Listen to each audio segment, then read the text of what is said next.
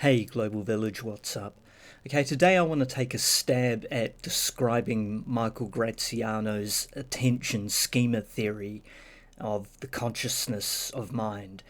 And before I do that, I just want to quickly clarify a little bit of terminology. And this particular piece of terminology isn't necessarily the way Michael would describe it, but nonetheless, it's just something that I think is quite important to clarify. And admittedly, a big part of the reason for that is that a wee while ago I wrote a science fiction novel, and it took me about 4 years to write. And a big part of the story involves theory of consciousness, or whether, if you were to create an AI, whether that AI is actually conscious or not. And one of the things about that is that I was using the terms sentience and consciousness interchangeably. And pretty much after I'd finished writing the book, I realized that that was a little problematic and that I should do a little bit more research to properly understand what those two words mean.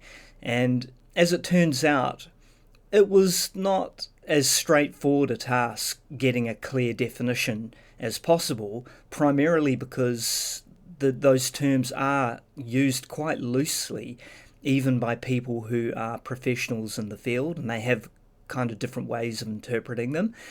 However, eventually I did land on a particular definition for both those terms, which to my mind seems by far the most logically consistent and best way to use them.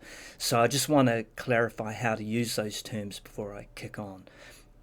Right, so sentience is really about having an inner experience. So, for example, it's a way of saying that there is something to be like a bat, for example. And another way to think of it is you can ask the question, is it something to be like a stone or a clothing peg? And we can probably all agree that it's nothing to be like those kind of inanimate objects. They have no inner experience at all. Of course, maybe, a grasshopper, a bat, a spider, we can think that there is something to be like those organisms, so therefore we can assign them sentience. Okay, good. The next step up from that is consciousness, and consciousness requires a sort of theory of mind. So not just having an inner experience, but actually having a way of thinking about that inner experience and knowing that you're having it. And that therefore you can develop, for example, the idea that you have consciousness and that thing over there has consciousness and that their consciousness isn't your consciousness. And you can also perhaps bring a little more clarity into the word by considering how we might use it. For example, you could say Bill was very self-conscious about the fact that he had a hot date and he had just discovered he had a large pimple on the end of his nose. Or, James was conscious of the fact that he needed to be home by 5 p.m. or else his wife was going to be very angry at him because it was their wedding anniversary. So things like that require, a consciousness about your own thoughts and also a consciousness about other people's thoughts. Okay, so hopefully we're clear on that. Now, the attention schema is very interesting to me because, quite honestly, it's the first time I've ever heard someone describe a theory of mind that I felt was a potential proper and correct solution to our consciousness. Because as most people who are even sort of passingly interested in this subject may well know, there are, physicalists, people that believe our consciousness is purely a result of the synapses and, electrical charges going through our neurons. And then there are people who believe that there is like duality and that our physical existence is something that's separate from our consciousness and that our consciousness is not a material product. Now, I've always sort of landed a little bit in the middle in as much as I believe that while you can't necessarily directly assign any physical attributes to consciousness, consciousness is a product of our physicality. And so therefore, ultimately, as soon as the physical body and brain dies, then the consciousness winks out along with it, because it sort of emerges from it. Now, I guess Michael Graziono is very much a physicalist, although I wouldn't say he's necessarily completely incompatible with what I just described. And to put it simply, and I'm going to try and paraphrase, probably badly, his basic idea, but hopefully in a very simplified way so you can kind of get it. And then I'll also link to one of his podcasts, and there are many others you can check out where he talks about it. And it's just a very, very interesting person to listen to, and his theory is also, in my opinion, as I said, the most convincing theory of mine that I've ever heard. And it's not, when you boil it right down to the bare bones, it's really not that hard to understand in terms of its core concept, and it's a little bit, for me anyway, a light bulb moment. So it works something like this. We have schemas in terms of how we operate. And for example, our mind develops a body schema, which is it develops a sort of map of how our body exists in space. The fact that we have arms and legs, and we have this sort of mental schema in our brain about how we can move and operate these limbs, these physical aspects of our body, how we navigate them through space. Now, the thing is, these schemas are simplified models. They're not a complete, right down to the sort of subatomic level comprehension of these physical mechanisms that we have. They are just they were developed through evolution, through fitness, to be as to have the sort of resolution of detail that we need them to have in order for us to enjoy maximum fitness. Sort of a Darwinian natural selection type concept.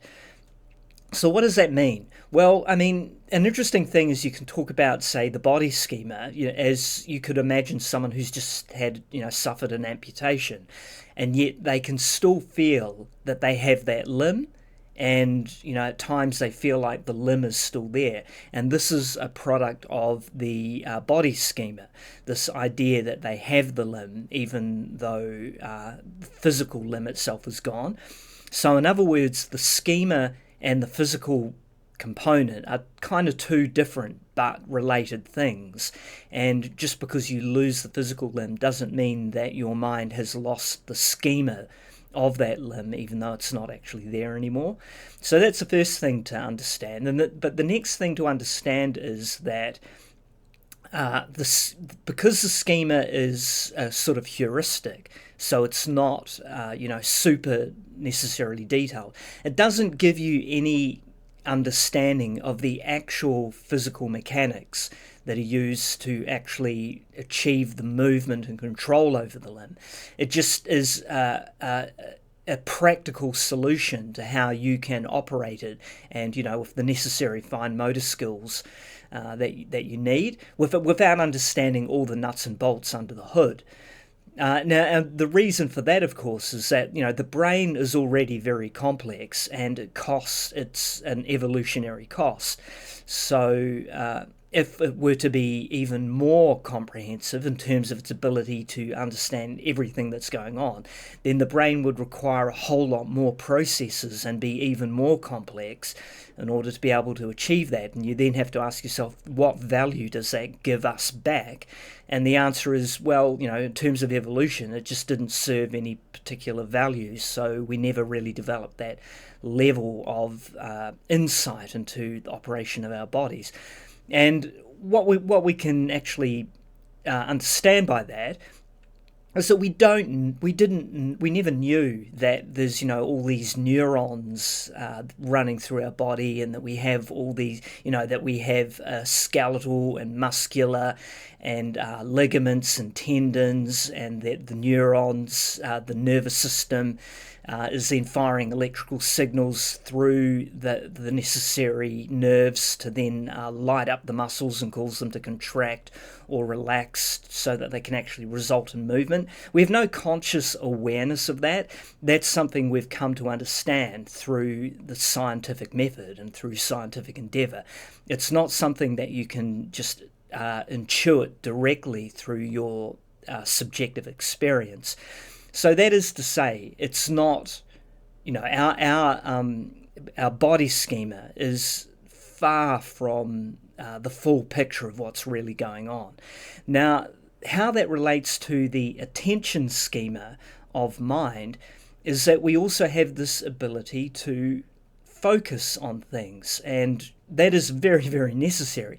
If you couldn't focus on something and draw all your attention to it, then, we just simply couldn't function in the world, because we've only got so much brain capacity, and we have to decide where we're applying our attention and our brain capacity in order to get things done, to sort of be an organized organism that can actually survive in the world. Now, the interesting thing about the attention schema is that we can also be attentive to the fact that we have attention. And that is what has led to kind of magical thinking. Because as well as being attentive, to the fact that there's a large wolf over on that hill and that it's looking at you like it's about to run at you, we can also have the attention of, that we're actually being attentive of that wolf. And that leads us to develop a theory of mind, or to think that we have this kind of magical essence that is somehow powering who we are, and that elevates us above other sort of inanimate objects, or even creatures that are unable to develop this kind of theory of mind, like insects and what have you, small creatures, invertebrates, whatever. So we and this is one of the things where we kind of develop this sort of mysticism about our consciousness. And Michael doesn't believe that that is true at all, and that the fact that we have this attention schema is just another capability of our minds, the machinery and mechanics of our minds. So it's a very flat-footed idea. There's no requirement for there to be anything special in our brains other than our ability to have this capacity for attention, and therefore be attentive to the fact that we have that attention, and then create theories about it. This is what gives us the ability to develop a theory of mind in the first place, and to consider that other people have consciousness and that their consciousness is not our consciousness, etc. I really like this idea, because it gives a very non-magical possibility or rationale as to how an aspect of our brains and how they work, and how we've almost been misled. Because in the same way that we have a body schema, and yet our body schema is not telling us the true story about what is actually going on with how our body operates, the same can be said for the attention schema. It doesn't give us a full insight into how our brains are actually working, and the machinery and mechanics, which leads us to create these sort of mystical ideas about a spiritual component, and the fact that we have souls, and that our mind is completely separate from our body, and all of those kind of things. If you are of that kind of ilk, then you're probably not going to particularly appreciate his position. But honestly, for me, as someone who feels like, you have to follow the rational discourse first, and if you find it to be a compelling argument, then that's really where you should land. And it's on that basis that I kind of go with Michael. So again, the idea that the attention schema is not fully cognizant of what is really going on. Like, it knows nothing about the brain structure, the neurons in our brains, the synapses, the way nerves run through our body, all of those kind of things. It doesn't know about any of that, and yet we have come to understand through scientific inquiry that this is indeed, aspects of how the brain works. And of course, it's still a tremendous amount of things we don't understand about the brain, but our lack of understanding about those mechanics does not mean that we should therefore create mystical or magical thinking about how it does operate. I mean, we've been doing that for centuries, if not thousands of years, right?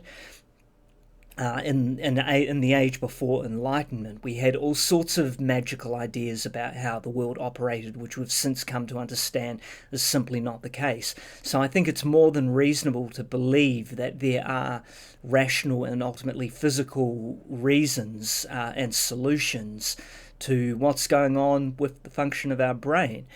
Now, I'm just going to quickly do a bit of a segue here, because when I made that last video talking about artificial intelligence and how I felt AI was being attributed sort of anthropomorphic capabilities that it simply doesn't possess, that's kind of where I'm coming from here, in that I think whatever it is that the brain is doing, it goes far, far beyond the very simplified sort of neural networks that are currently used for machine learning. The whole idea that we even call those neural networks is very dubious, because they are neural networks and only the simplest concept of the word, really. There's so much about how our neural networks and our brains actually work and what they're doing that we simply do not understand. These neurons that are being modeled in AI, I mean, they're really just, I guess you could say, topologically similar to neuron structures in our brain, but there's really not much more similarity between those types of computer neurons and the actual organic neurons in our brain. So the similarity is very, very superficial. Anyway, I think that's pretty much all I've got to say. As I said, I will link Michael's video, one of his podcasts here with the Robinson's podcast, which I found particularly compelling and interesting. But there are a number of interviews on YouTube, and they're all pretty good, and I think well worth checking out. All right, Bendy out.